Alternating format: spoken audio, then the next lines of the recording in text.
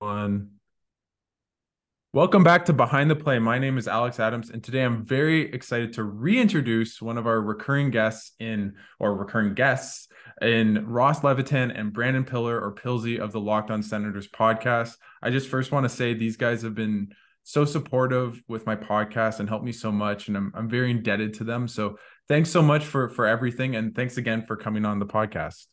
I'm already blushing, Alex. We appreciate you having us, and it's a pleasure to watch kind of your show grow, and you're pumping out more content than we are these days, man. It's a treat to watch. Yeah, I don't know about that, but it's a high bar, but definitely things have been going. So thanks so much for coming on. And I want to first ask you guys, both of you, a little bit about how you've built the show. I think it's been awesome to see with Locked On. And what I'm always amazed at is how you guys have cultivated so many relationships with Senators, players, management, coaches. We were talking off air, but you guys have this great thing with Mark Method have on like a quasi weekly basis of him coming on the show. So for you guys, what do you think is so important or has helped you guys cultivate those relationships with people in the industry and on the team? Well, it all starts with being a company man. Look at Pilsy. He's rocking the Locked On shirt right now, Pilsy. Come on. That's awesome. Yeah. Yeah, well, Ross, I feel like you should take the reins on this one because I'll be completely honest. I got to give a lot of credit to Ross in this department. He gets all the guests. He cultivates a lot of the relationships. So, Ross, not to just totally toss it off to you, but I feel like I would just be speaking for you through this. So I'll let you take the reins on this one. No, it's all good, man. It's a team effort, and that's kind of what we do. Is I'm obviously a little more addicted to being online, I would say, is where it all started. Obviously, over time, relationships just grow naturally, which is huge. For example, Pilsy and I, when we were in school or just finished school, we were both working at TSN. We were doing the podcast. We're like, how can we make people like respect our opinions of the Senators? Otherwise, we're just two random guys with a microphone.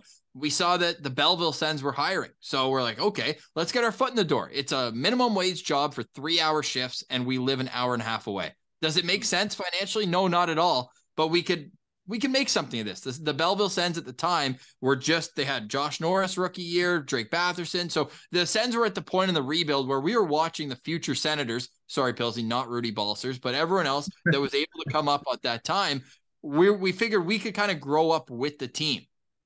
All of a sudden, the play-by-play guy who was working at the radio station, no affiliation with the team, David Foote, now he's the public relations guy with the team. So just naturally, we have a relationship with him. He helps us out by getting guys on the show. So there's just that standpoint. For example, with Meth, I think it was more so just us replying to him sometimes. He thinks we're funny. He comes on the show. I make fun of him because he's like, hey, why didn't you have me earlier? I pull up a message. I said, hey, I DM'd you 2 years ago. Where are you now? So I think people appreciate that. A lot of times in media, it's very serious. It's very this, that. It's like almost a script, and you can change the words, but the cadence is always the same.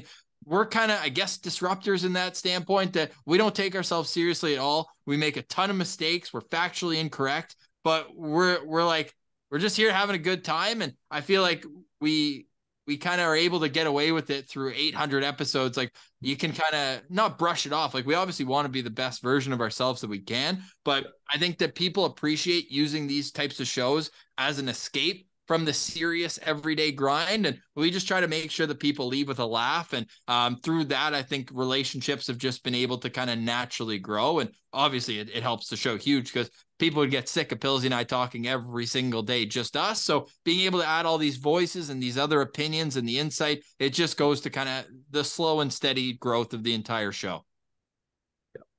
Yeah, and I want to ask you both about what do you think for a show like Locked On Senators is the key or some of the keys to making a podcast like your guys' own work? Well, I think one of the big things for us, Ross, that really changed the landscape of our podcast was the introduction of the segment Send Central Citizens, right? Because I think, Ross, when we started this podcast, our whole thing was we're sick of watching TSN, Sportsnet, and nobody cares about the Sens. Nobody's talking about the Sens. The Sens made a big move or called a prospect up. Nobody's talking about it. We want to talk about it. But we want to give other people that are sitting there being like, we're so frustrated there's no Sens coverage. We want to have a voice too. And we thought, look, we've got this platform, albeit at the start, a very small platform, but if you have a heated opinion about the Ottawa Senators and you want to get it out, you want to chat about it, come on our show and let's talk about it. And people are like, well, no one wants to hear me on a podcast. Like, I'm not famous. I don't work in the media, whatever. Who cares? It's not all about being reputable and having credentials and validated. And it's just about creating discussion and getting thoughts out there and joining a community. And I think the Sens Central Citizen segment is one of our favorites because we get to meet different people. Like we've had people from Australia, from England, like Korea, like all over the world that are Sens fans that are like, I stay up through all hours of the night to watch this team. I want to talk to someone about it. No one in my area cares about it. Come on the show, talk to us. And then people hear it, they add them on Twitter, and now you've made new friendships along the way too. So I think that's one thing that kind of sets us apart from other podcasts is we really pride ourselves or try to be the people's pod. Like we want to have a pulse on what the fans feel like, not what the media feels like or what the rest of the NHL feels like about the Ottawa Senators. What do the fans think about it? And if you got a thought, let's talk about it.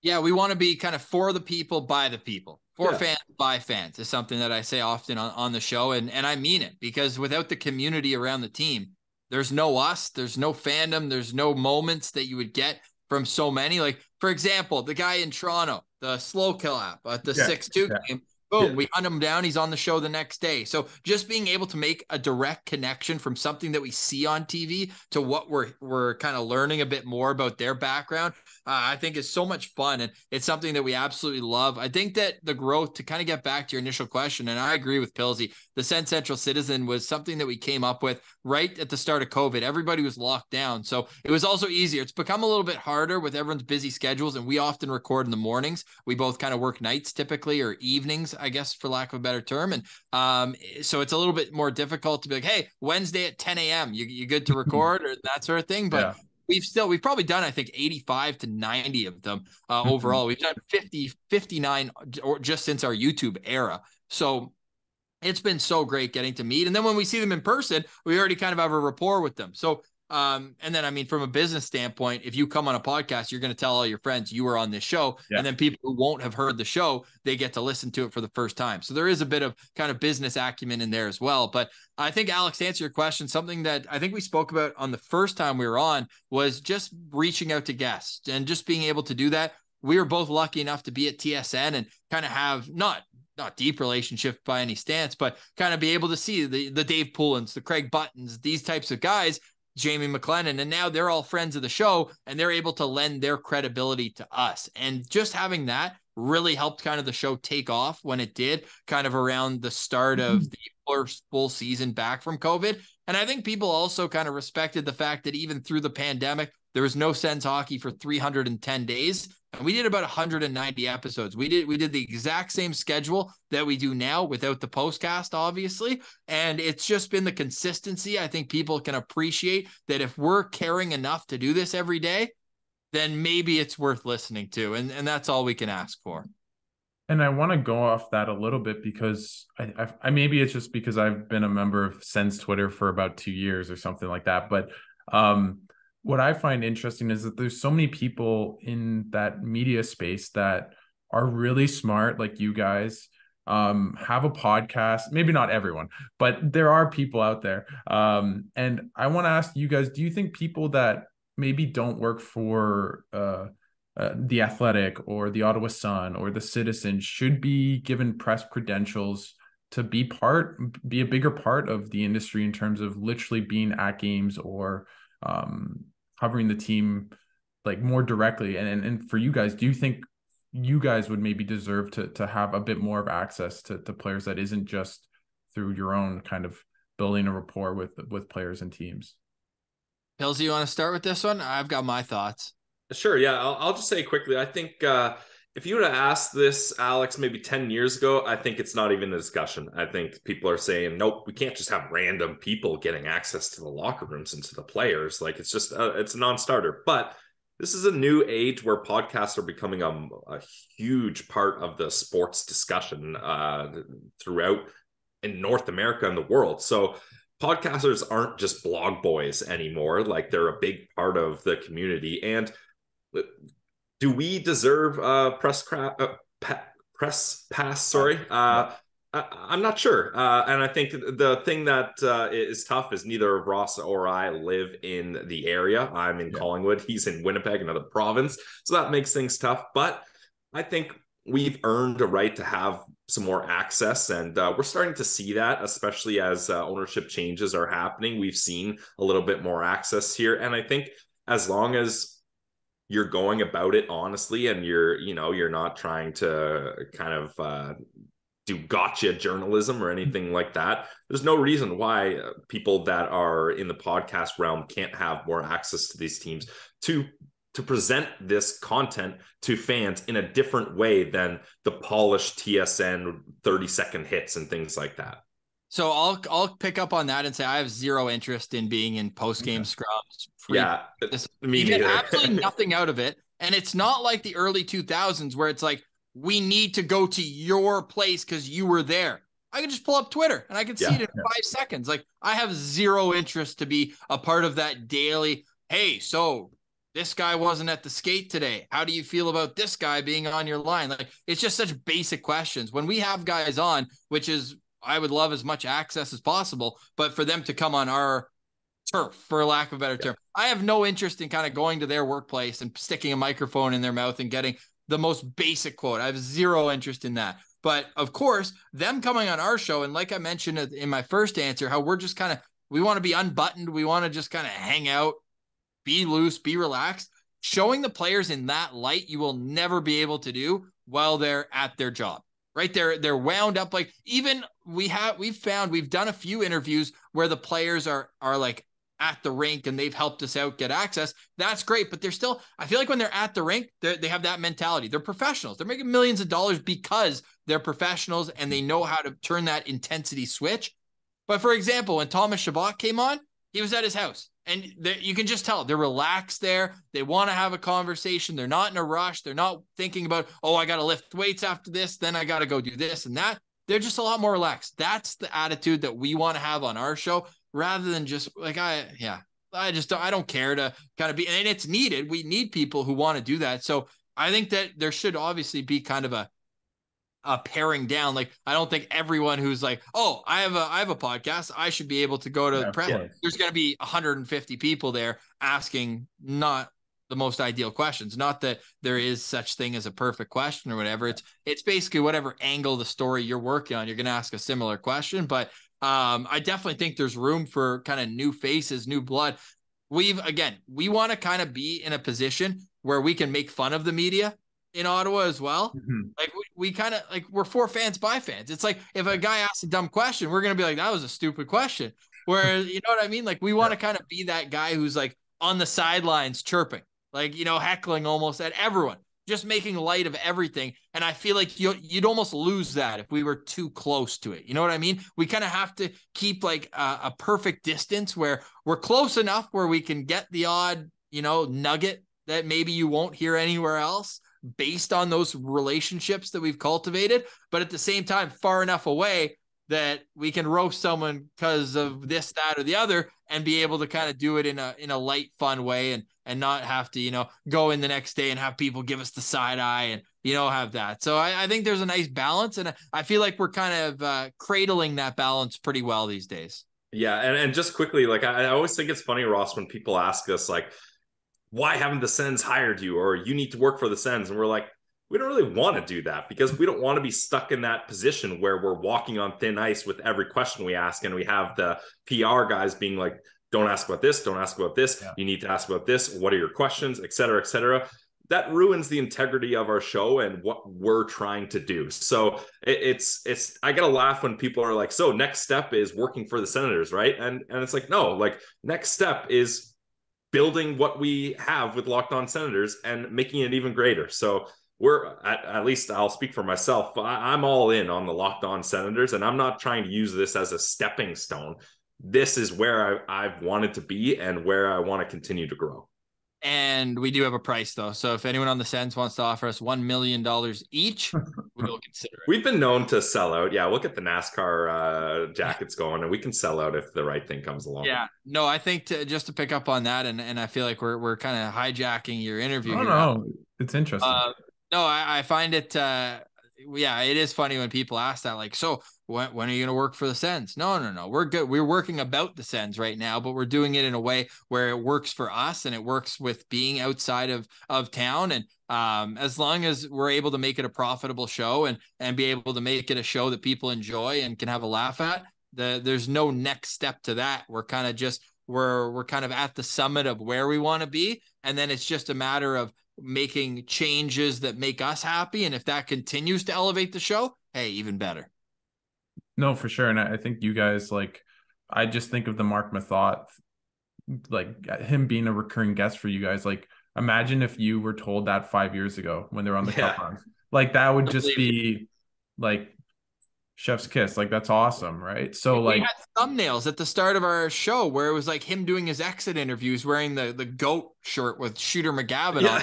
This guy was a thumbnail and like a topic on our show, and now he's been on 14 times, and we've got a little group chat going on text, and we just, it's not always, hey, come on the show. It's, hey, what are your thoughts on this? Then his insight, even when he's not on the show, can be felt through us because we're able to kind of have that rapport. No, for sure. Like, I think even to make it a little bit about me for 2 seconds, like, I think I find that with people I've had on, like Ian, other people, that now I feel as though I have a rapport where I can shoot a text and be like, hey, what do you think about Reynolds? Right? Like, where it's not that rapport that you maybe had at the beginning or yeah, just at the beginning of the podcast. And before I go into the Senators, I have one fun question that I don't think I prepped you guys on. So this, you might have this coming out of the blue, but if you were the NHL commissioner for one day, what rule would you change? Well, head coaches have to announce their starting goalie every day. No starters at the morning skate. Yeah. Nothing pisses me off more. And this is why I don't want to be in scrums, Alex. Okay. You'll find out our starting goalie at game time. No, who cares? We already know based on what side of the ice they're on in practice.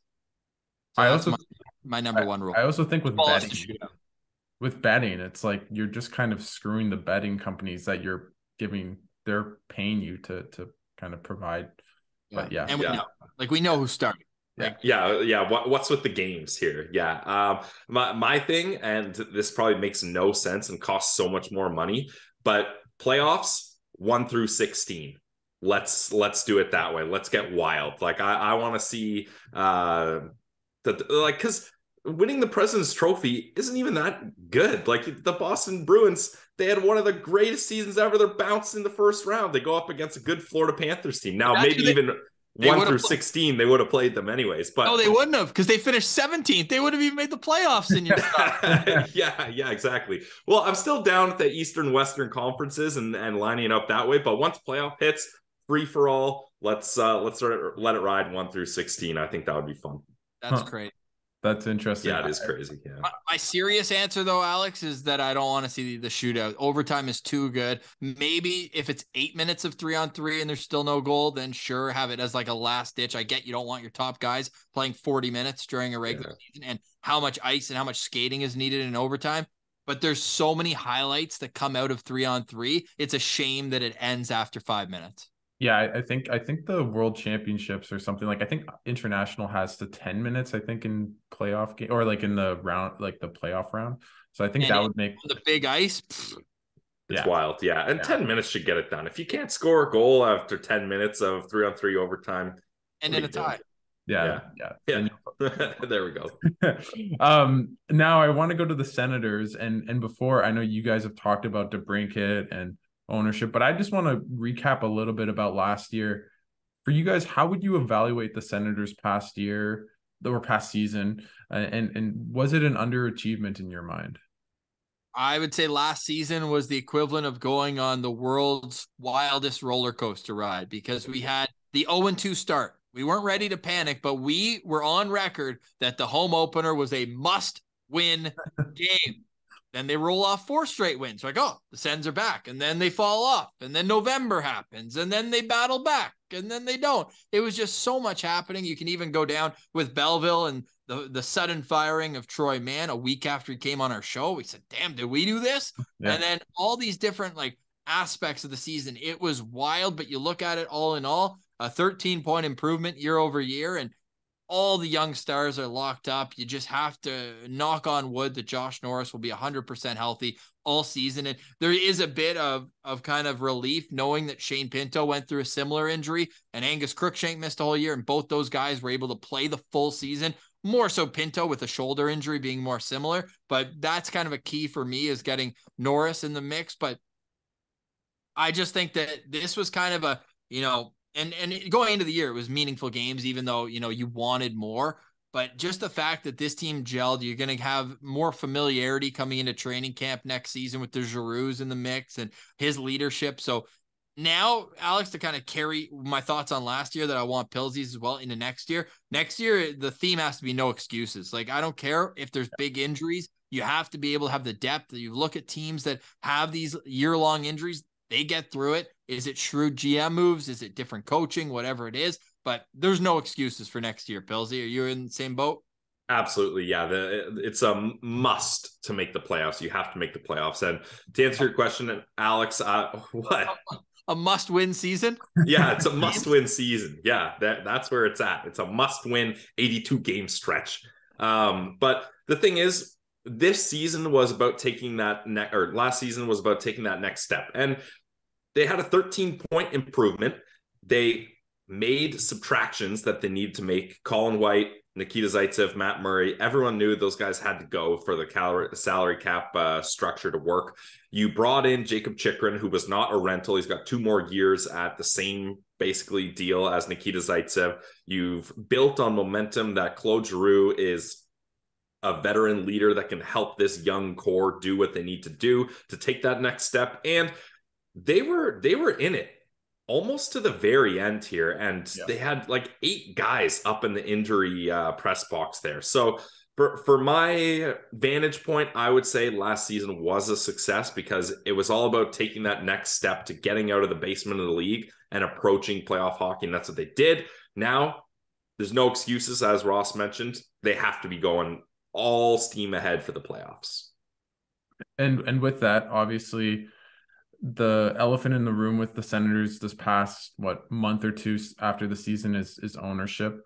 And obviously it seems as though Ryan Reynolds is out, although who knows, maybe he comes back in with another group or but for you guys, I know you've talked about this a lot on your podcast. What ownership group do you guys want, and maybe give a reason as to why you think they'd be the best for the Ottawa Senators? Well, for me, and I've said it since the Reynolds Remington group fell out, the Michael Andlauer group for me is the best option in my opinion. They've got the local flavor. He's had minority ownership in the Montreal Canadiens, so he's aware of what it takes to run an NHL hockey team.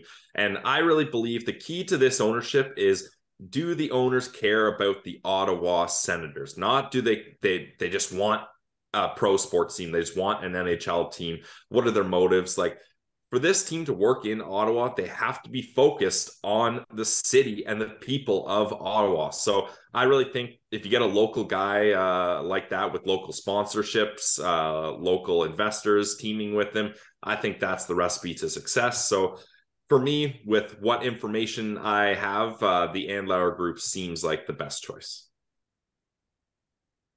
Yeah, I'm really happy that this is coming to an end.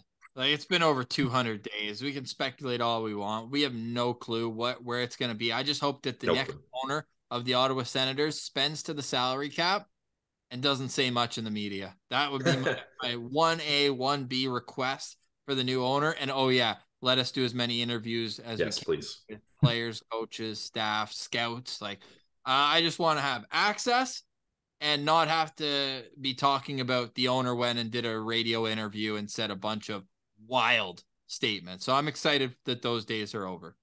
Hopefully. Me personally, I've been on this thing where I just think Gary Bettman is not good at his job. Maybe that's just my take, but if you look at like how this has been handled, it's been 6 months, right? Ryan Reynolds isn't going to be probably a part of this. Now, if he comes back, I'll go and kiss the ring of Gary Bettman. But until then, I just think this process has been handled improperly. I think I agree with you guys that Andlauer does sound good. Also, he ran, I think, at the Hamilton Bulldogs, and they were very successful. So there's at least some kind of pedigree of owning a team. And with you guys specifically, I'm curious if, let's say, you, Michael Andlauer, or whoever the owner is, says, okay, Pilsy, Ross, you're the co-GM of the team, going in starting, I don't know, June 1st or whenever they take over.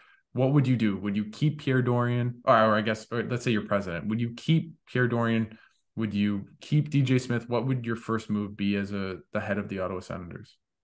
My first move would be to call Alex Debrincat's agent and say, hey, you have about a week right now, and you need to let us know your intentions. We can negotiate a contract in good faith if you want to be here. If not, we're probably going to make a move at the draft, because we need to know going into July 1st what our cap structure is going to be next year. And we can't have a $9 million question mark over our head. The team is too close to the cap to have that. If you want to sign, if you want to be here short, long term, whatever, we can discuss that. But I need an answer right away. That would be number one.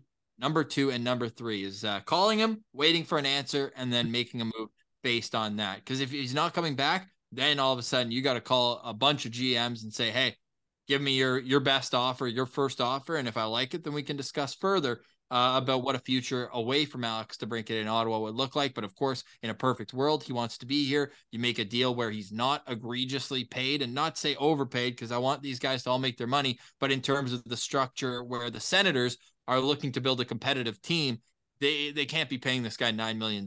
I'm sorry. They just cannot do it. There's not enough room for other guys. And then I would be scouting these playoffs in particular and trying to find a diamond in the rough goalie. We've seen certain goalies get opportunity, whether it's Laurent Brossoit before getting injured, whether it's Aiden Hill, or even a Freddie Anderson, who's a free agent in Carolina, and just try to see what could be a possible fit in goal. I mean, the reach for the Stars would be UC Saros or Connor Hellebuck. I've heard Hellebuck probably will not be the guy in terms of wanting to play in Canada if he is going to get traded. But all in all, like, those are the two first things that I'm doing, is Debrincat and goaltending have to be addressed. And then there has to be changes in the bottom six, but that would be a little further down my to-do list. Yeah, agreed. And with that, with the Debrincat, like, I'm curious what you guys think. Like, if you are to trade him, let's say tomorrow he says he wants out, are you looking for players back? Are you looking for picks? Do you get the picks and then use cap space? Like, what would you do, and what would you look for in an Alex Debrincat trade? And if you sign him, how do you start? Like, what's the number that is your final offer if you're Pierre Dorion or whoever the GM is of the Senators? My final offer would probably be something along the lines of like 3 years at $8 million per. Like, I don't foresee a world where you can have six guys making over $8 million for 8 years, 7 years. Like, these guys have so much term. You're just kind of putting yourself in a bit of a cage when you do that. Whereas if you're to brink it, you kind of sell them on, hey, this is a bit of a down year for you. If you want it to be 2 years even, but we're going to have to buy at least a year of unrestricted free agency. We're not going to walk you right to unrestricted free agency and let you go out the door like they did with Mark Stone, which showed that even though he signed an extension in Vegas, you're handcuffing your return, even if you are going to make a move and get some sort of asset back. So Pilsy, I don't know what you would do with Debrincat, but if he wants to be here, I don't think it's a hard negotiation. I think you just sell him on what he's going to be able to be a part of here. And he got to play almost 800 minutes with Claude Giroux last year. Like, I mean, say what you want about the centerman, and you can point to the injury and be like, hey, you're starting with Josh Norris or Tim Stützle next year. That's guaranteed. You saw a 21-year-old score 20 goals with you for the most part this year. Like, there are a lot of great pieces here. Do you want to be a part of it? Let's make the money fit. He just made $9 million last year. I don't think he's, pinching pennies right now, trying to put food on the table. So I think it is a matter of what he wants. And if not, Alex, we could do like an hour on what the next possibilities would be from there, Pilsy. Yeah, I think I've mentioned it all along. I think the only thing that makes sense for the Sens and Alex Debrincat is a short-term deal, less than 3 years, more than one, so 2 or 3 years there. But if you are going to trade him, you don't necessarily need to trade him straight up for a goalie because that can be hard to do. Like if teams are trading away a number one goalie, they're probably not looking for a 40 goal scorer. That probably doesn't make sense in a return. But whatever you're doing, you need to have the forefront in your head to think, we're going to use the assets we get from Debrincat to acquire a goalie somehow, whether it's in that deal or after using those assets. That's the main thing. Like the Connor Brown, you get the second and then you flip it for in the Chychrun trade. Yeah, exactly. And for you guys, if let's say Debrincat says he's out and they trade him and maybe you get a goalie, but let's say it's not UC Saros or Connor Hellebuck that are perennial Vezina Trophy candidates, are the Senators still a playoff team if they lose a guy like Alex Debrincat? Totally. Yeah, definitely. Because like honestly, if you look at Debrincat's production this year, you could just slide Josh Norris right in there and he'll produce the same, in my opinion, if not more. Right. So there's gonna be ways to get that production back. I just think that, Alex Debrincat, it was awesome when the Sens got him, but he's not the key to this team being successful. He will help this team be successful. Absolutely. There's no doubt in that. And we both think he's a great player and would love to have him. But if they're not able to make things work, it's not like blow it up. I mean, we're done. We don't have to brink it. It's over. Like that is not at all the case. So I think the Senators are in a tricky situation, but regardless of the outcome, Alex Debrincat on this team or not, this core is just so good and is locked up. I'm not concerned. Alex, let me ask you this. How many players on the Ottawa Senators are more important to their success than Alex Debrincat? Yeah. That's a really good question. Based on your answer, that will tell you how much you should be paying. Yeah. That's a really good question. I'm trying to think. Obviously, Stützle and Brady. I think that's obvious. Yep. I think Sanderson, you have to say, that's 3.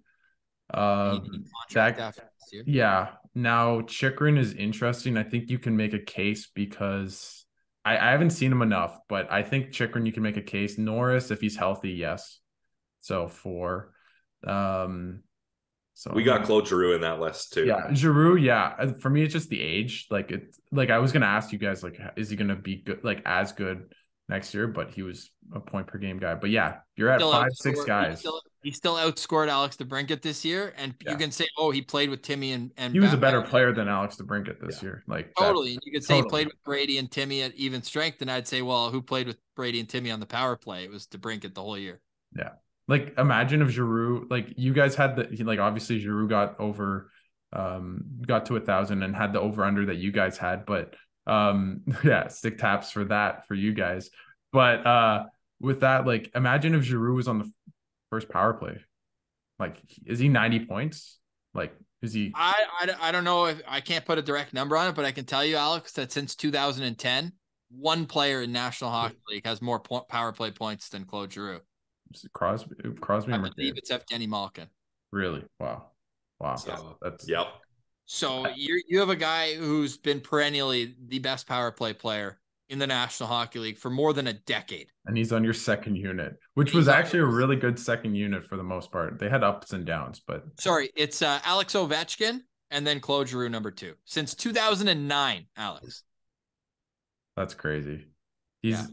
I mean, that is just such a amazing addition, and like I just think that this team, I think I completely agree with you guys. I think they have to be a playoff team, but this year, but I think Giroux is just such an important addition, and going forward, it's just going to be great. I guess, pardon me, for the culture, right? Yeah, no, like you could tell, like I what was the game? It was in November where he had that. I mean, every time they lose, he just looks like he wants to kill someone. But there was that thing where I think it was against Philly or Vancouver, and he just looked so despondent, and he's like, we just can't take that. And then they started to kind of come back. With that for you guys, I want to go to the defense, because the defense finally seems like a place where I feel like you guys for 3 years have been talking about, let's just find a top 4 defenseman or 2 or 3 back. For you guys, who's the best defenseman on the Ottawa Senators right now? Like next year, who will be the best defenseman? I want to will Thomas Chabot into existence, but I would say this past year was Jake Sanderson, which is crazy to say at age 20, but he is ridiculous. The smooth skating aspect, the decision making, everything is so elite. And just like, I mean, I want to say I saw him play in college, but he decided to be ill the 2 games that I went down for. What a mush. But in what you saw and what we spoke to Brad Schlossman with the North Dakota Herald, and even speaking with other teammates of his, and Shane Pinto, Tyler Clevin, and Jacob Bernard Docker, they all said the same thing. He came in and was unbelievably defensively in college. And then the second year, he's like, oh, now I'm comfortable. Now I'm going to turn on the offense. So I think we haven't even seen even close to the offensive ability that Jake Sanderson has. I think he's going to start holding on to pucks longer in the offensive zone and making plays happen. And that's going to be thrilling to watch because he already gets you out of your seat with just how smooth he is. And I really think there's kind of another aspect to it, but I want Pilsy to answer this. Like, was he your best Senators defenseman last year? Easily. And that's no disrespect to Thomas Chabot, but the thing is, I think Jake Sanderson was the best defenseman last year and will be the best defenseman this year as well. And the key to this is finally he is going to have a proper off season. Last off season was wild for him with all the traveling he did, and his hand was messed up. He had that huge cast on.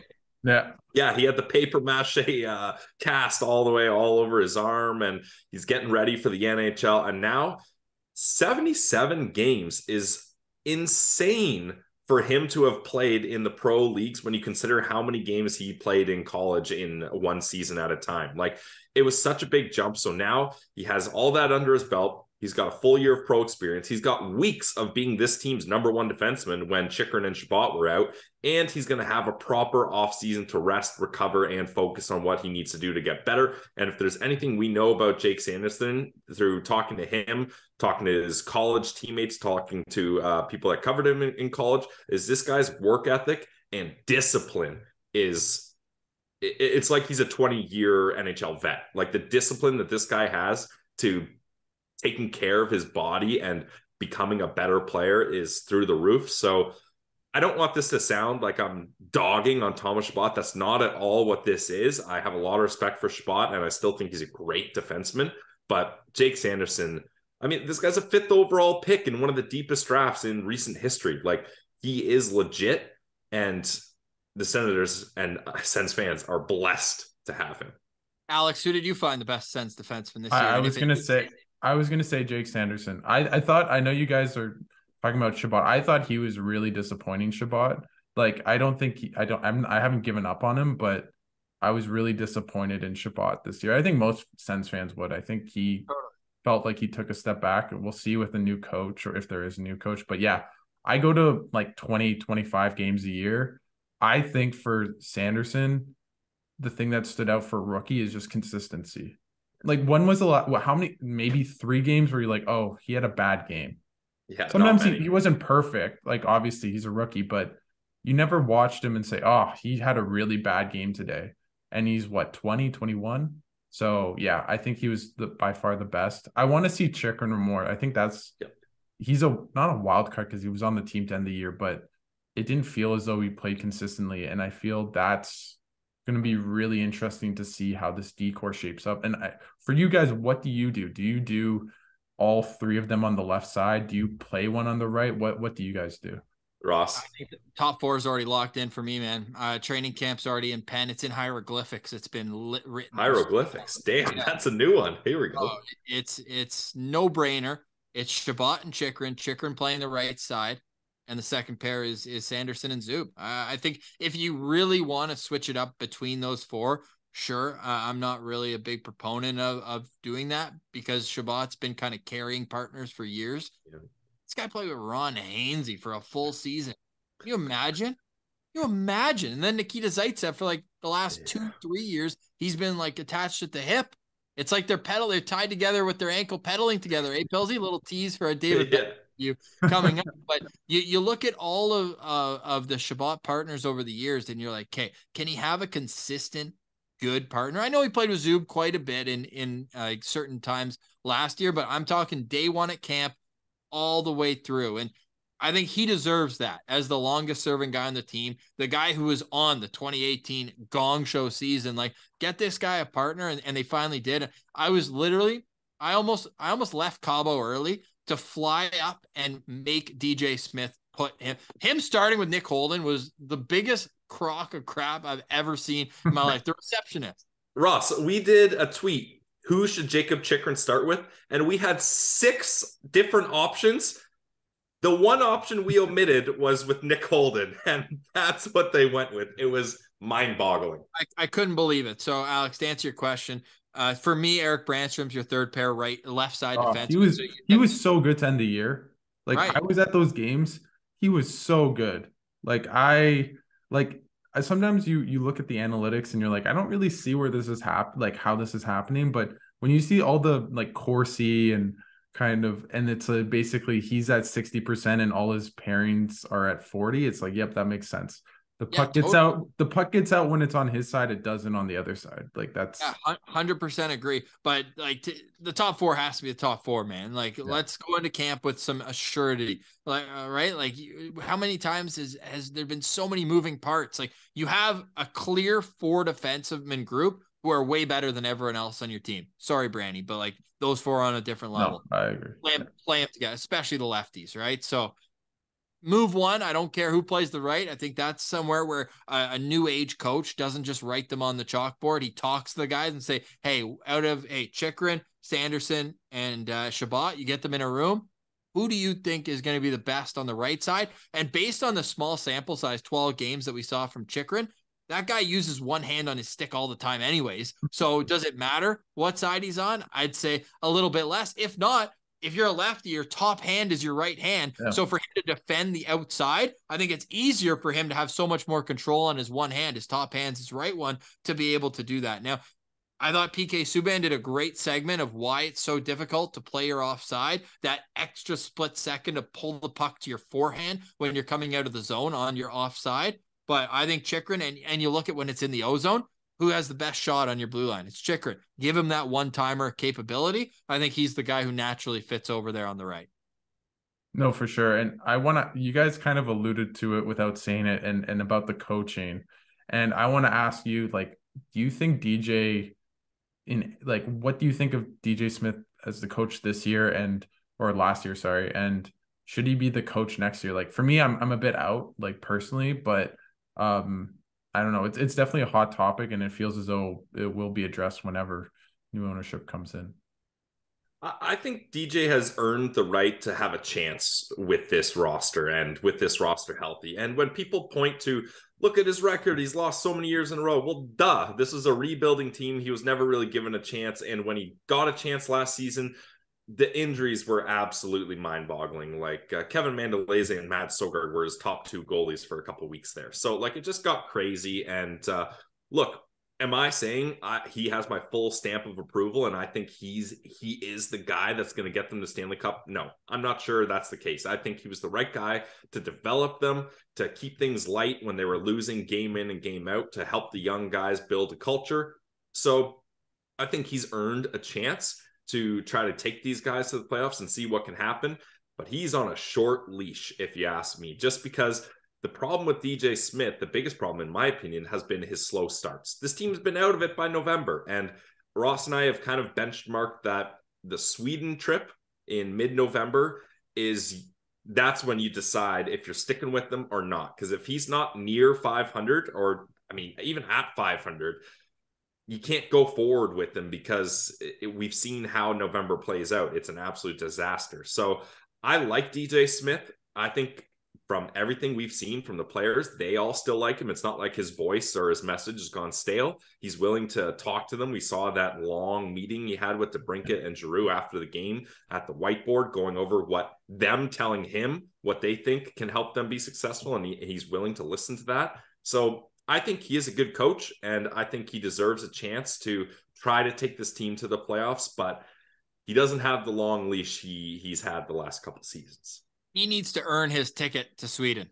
Yeah, exactly. Yeah. To me, like that's not only a benchmark, that's serious. Like he cannot go to Sweden if this team is 500 or worse. He just can't. I wonder if they I don't want to make a basketball reference, but if they do what they did with the Raptors with Dwayne Casey and Nick Nurse, if they bring in someone with the money that is on the benching on the coaching staff, that is someone that, let's say DJ, they start the season poorly, that they can take him and put him in to be an interim coach. Like I think about that. For me, I'm a bit out, but it's also like, who are you replacing him with, right? Like, do I want Jared Gallant? No, that's not. I'm just like throwing a name out. But so it really depends on who it would be to replace him. Same with the Dorian discussion. Like if it's Eric Tulsky, sure, that'd be great. He seems to be amazing. But if it's, I don't know, Mark Bergevin, maybe I don't want Mark Bergevin, the GM of the Ottawa Senators. So it's almost like the grass is always greener, eh, Alex? Yeah. And you really have to kind of, maybe watch, because you can always get worse too. And I feel like you have shown improvement over the last 3 years. I would say last year was better than the year before. This year was better than last year. All right, well, now he's at the end of the road. Yeah. But I think you give him a dozen games at the start of the year, and if you're not winning 6 or 8 of those games, it's away we go. And there's always the new coach bump, which is the weirdest thing to me. But so let's get in Vancouver, like they were like the 5th worst team, and then they became too good to get a good pick. No, for sure. For you guys, I guess before I let you guys go, what, like you guys said playoffs is the expectation, but is it squeaking into the wild card? Like for me, I look at this team and I think I see New Jersey this year, and I see that can be the Sens next year. That the team that just makes a huge jump because they finally get decent goaltending. They finally have a defense. They can score at 5-on-5. What do you think if the Sens are to make a big jump next year, like to make the playoffs? Like what should it be? Is it just get in any way means possible, which obviously it should be, but what should be the expectations? Wild card, maybe even in the division playoff? Well, I think if we've learned anything from this playoffs, it's who cares where you finished in the regular season? I mean, I don't think you could have found a single person who put the Florida Panthers making it all the way to the conference finals, especially when they're up against one of the greatest teams in NHL history, records-wise, in the regular season. And then they get the Leafs, who finally got the monkey off their back, and they're in the second round. Like, not many teams thought they could do this. And the thing is, the Ottawa Senators have a scrappy team where I almost prefer if they barely make it in. Like, I want them battling right till the end, and then they go in as the underdogs, and they're hungry, and they're saying no one believes in us, just like Matthew Tkachuk was mentioning. Every single person doubted us except all the guys in that room, and we knew we could do it, and we did it. And I think with Brady, he can have that same mentality for this team. So I just think they're a gritty enough team that they don't need to have a cushy 1 seed and a home advantage throughout the playoffs. I don't care. Get in and get going, because I cannot wait to see Brady Tkachuk in a playoff series. And as the Locked On Senators podcast, we're about to do episode 800 today. Congrats. We have seen 0 playoff games that entire span. And I've never been to a playoff game in my entire life. So I would like to get that checked off the list, Alex. So let's go. I don't care how they get in. Get me to the postseason, baby. No, I was there in 2017 for a couple of games. So I was at the Dion Phaneuf game winner. So that was pretty fun. For you two, I just thought of this and I want to ask you guys, because I think it's a fun little subject. Do you think Tim Stützle gets to 100 points next year? Oh, we had this discussion, Ross. You go for it. I'm going so crazy to say I think he gets to 110. Oh my God. Oh my God. I think he's that good. I think scoring's up, and I think that there's going to be a bit of pressure off his line. If you have Norris and a second unit that can score, you're going to have to be a defenseman or other head coach. You're going to have to pick which line is going to defend Tim Stützle's line. And I just think the sky's the limit for this kid. So I'd rather bet on him to go big rather than be impressed by, him exceeding expectations again. I think he's that talented. He's that electric. Hell, Pilsy and I's first time ever seeing him play, or first trip going home to see him play.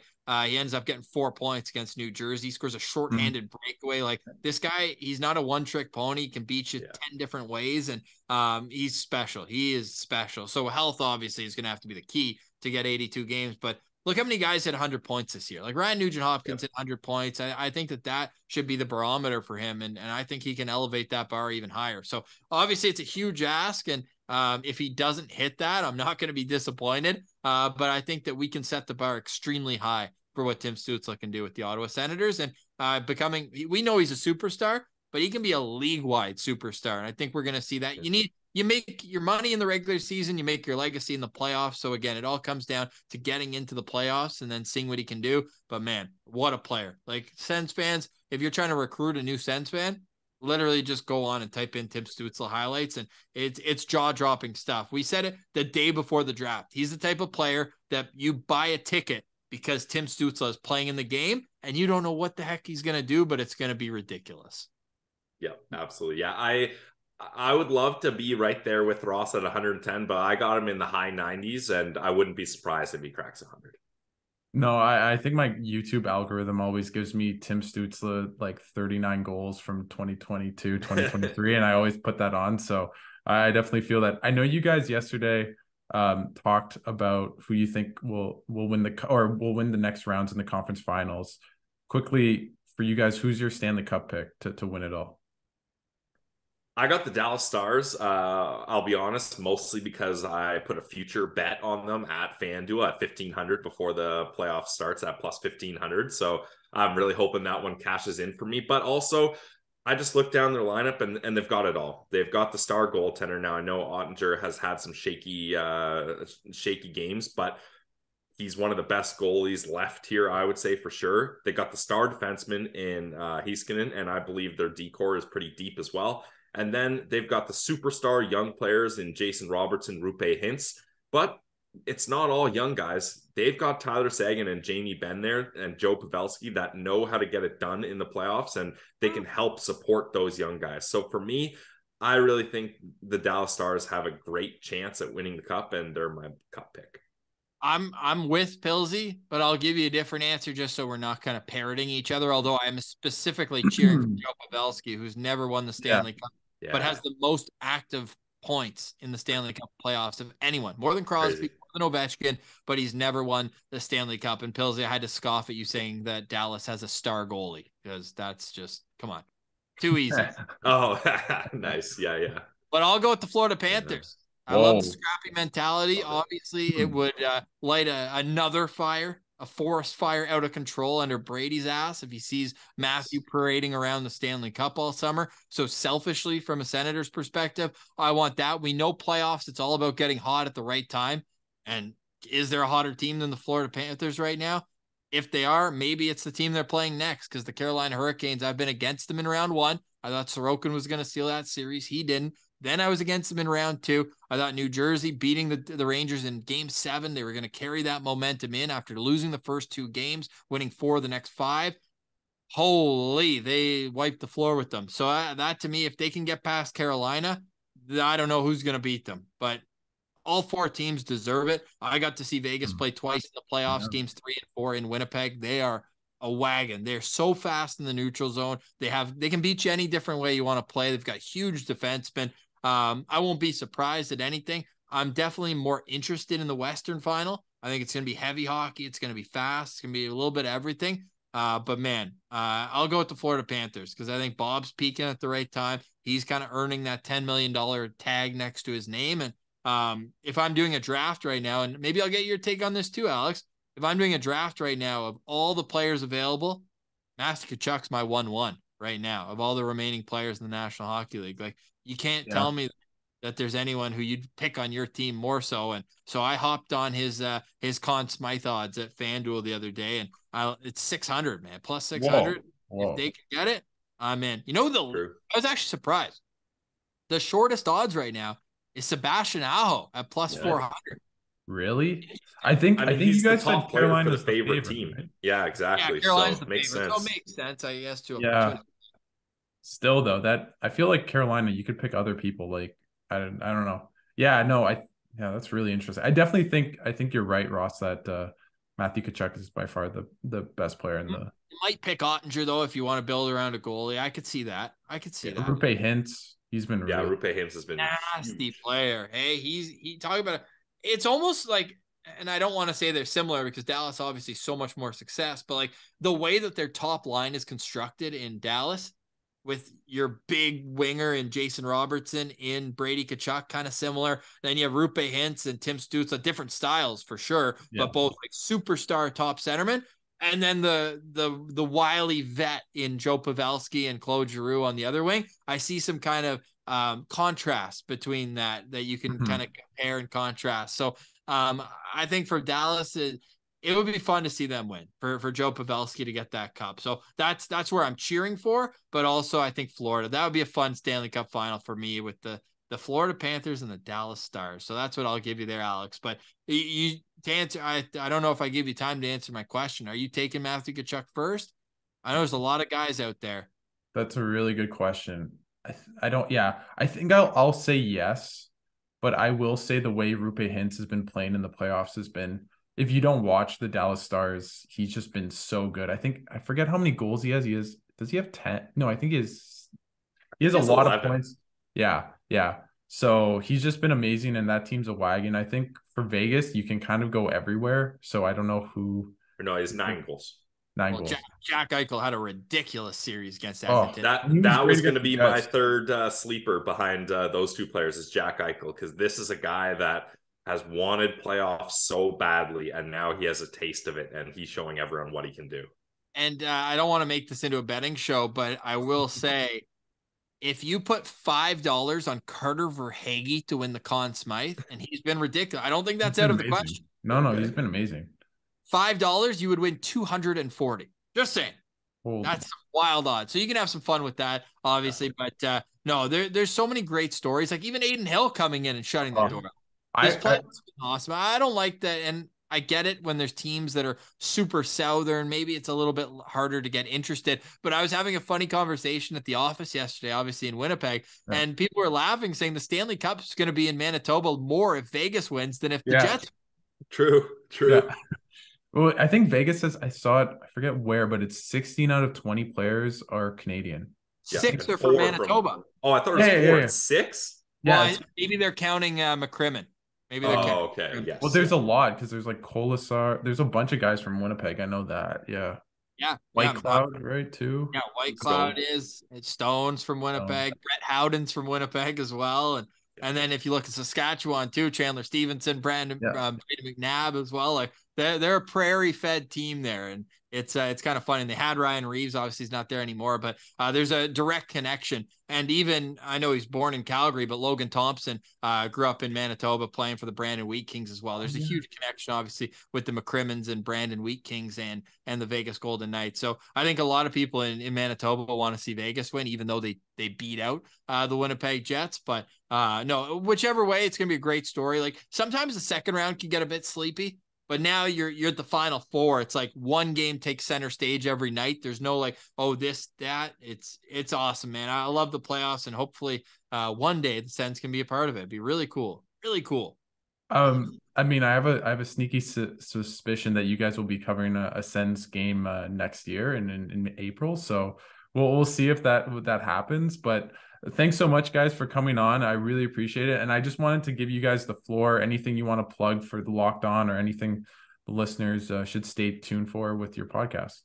Well, I just think everyone should be locked on to the Behind the Play podcast. Because honestly, Alex, like not being affiliated with anyone, just doing it literally for the love of the game. Like we can't tell you how much that, like how commendable that is.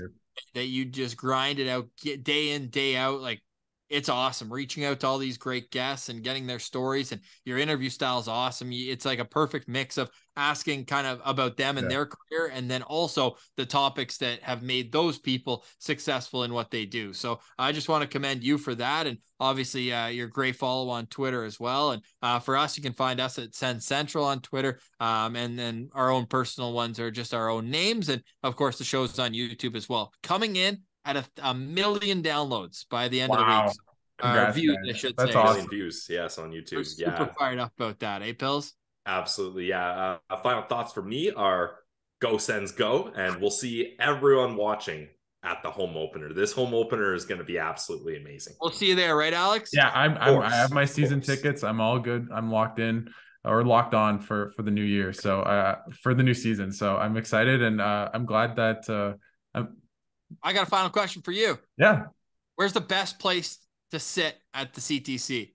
Oh, that's a really good question. My dad got season tickets this year, or like he shares it, and it's the 200s row A. It's in the corner, where the Sens shoot twice. I really like that. I would maybe like it middle, like right center ice, first row 200s, because I find you can see everything, but you're not. I find closer up is actually kind of worse. Yeah. Because it's harder to see all the angles. Like if you just want to watch the game, but when you're really close, it's really cool to see the players, hitting the boards and the puck and everything like that. But I think in the 200s, dead center row A is the best. How about you guys?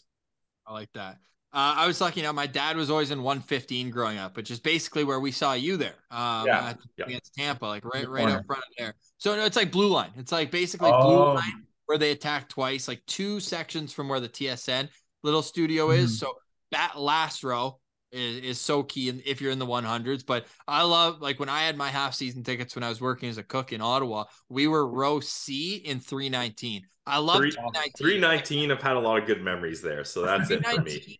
Is our 319, 318, where it's like you're in the blue line, you're where the Sens shoot twice. And my only, and this is such a strange kind of tick I have, and maybe it's because of where I grew up watching, but I need the logo to be facing me, and I need to be looking at the benches. And I like being able to see what's shuffling around at the benches. So I like being on the penalty box side. I don't think I've sat on the other side of the building more than once. I try to avoid it at all costs. I've never heard someone have that specific of a Ross is a weird dude. That's interesting. We're a goalie friendly show. We're kind of weird by association. Yes. No, for sure. But thanks so much, guys, for doing this. I really, really appreciate it. And I'll definitely be checking out you guys with Method and everything else this summer. Hopefully the ownership ends and you stop having that to deal with, and we can move on and have a really exciting next couple of years with finally some money in this team, and just the team's so exciting on the ice as well. So thanks so much, guys, for taking the time and coming on. Totally. And anytime you want to have us, just reach out, whether it's after the sale, if maybe there's a big move this summer you want to hit on, anytime, man. We always appreciate you. And like I said, man, super commendable that you're grinding it out and doing it as much content as you can. And it'll pay off for you. I guarantee that. Thanks so much, Ross. And I'm now blushing like you did at the beginning. So I think it's a perfect way to end off. So thanks so much, guys. And I'll definitely see you soon, hopefully with some news on ownership, and maybe we have Snoop Dogg to start the season, and see you guys then. But thanks so much, and I'll see you guys soon.